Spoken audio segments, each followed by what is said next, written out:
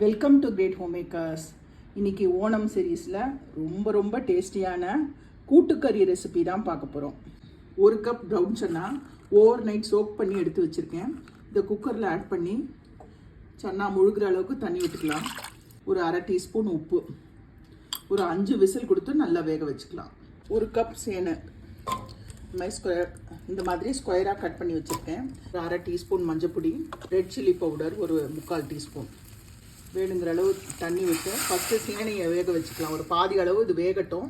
வெந்தப்புறம் நம்ம வாழைக்காய் ஆட் பண்ண போகிறோம். கொஞ்சமாக கருவேப்பிலை, தேவையான அளவு உப்பு மூடி போட்டு இது நல்லா வேக வச்சுக்கலாம்.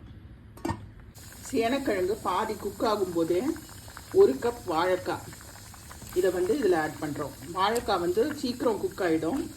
அதனால் சேனைக்கிழங்கு பாதி குக் பண்ணும்போது இந்த வாழைக்காயை ஆட் பண்ணிக்கலாம். ரெண்டும் சேர்ந்து நல்லா குக் ஆகட்டும். சேனையும் வாழைக்காயும் நல்லா வெந்தாச்சு. நம்ம வேக வச்ச ப்ரௌன் சன்னாவை தண்ணியோடையே ஆட் பண்ணிக்கலாம். ஒரு மூடி போட்டு ஒரு 5 நிமிஷம் எல்லாம் சேர்ந்து நல்லா கொதிக்கட்டும்.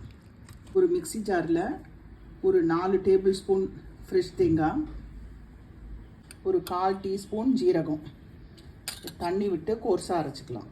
தேங்காய் விழுதை ஆட் பண்ணிடலாம்.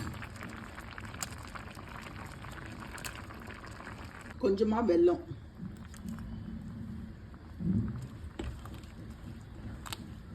எல்லாம் சேர்ந்து கொதிக்கட்டும். 4 டேபிள் ஸ்பூன் தேங்காய் எண்ணெய் விட்டுருக்கேன். தேங்காய் எண்ணெய் சூடான உடனே கடுகு ஒரு அரை டீஸ்பூன், உளுத்தம்பருப்பு 1 டீஸ்பூன், ஜீரகம் ஒரு அரை டீஸ்பூன், கட் பண்ணி வச்ச ரெட் சில்லி 2, கருவேப்பிலை, நல்லா 1 கப் ஃப்ரெஷ் தேங்காய். இதை நம்ம நல்லா செவக்க வறுத்துக்க போகிறோம். தேங்காயை இந்த அளவுக்கு நல்லா செவக்க வறுக்கணும். நல்லா வாசனை வருது. அடுப்பை ஆஃப் பண்ணிவிட்டு இதில் 2 டீஸ்பூன் பெப்பர் பவுடர் கோர்ஸாக பொடி பண்ணி வச்சுருக்கேன். 2 டீஸ்பூன் பெப்பர் பவுடர் ஆட் பண்ணிக்கிறேன். அதையும் நல்லா மிக்ஸ் பண்ணிவிட்டு இதை அப்படியே நம்ம கூட்டுக்கறியில் ஆட் பண்ணிக்க போகிறோம்.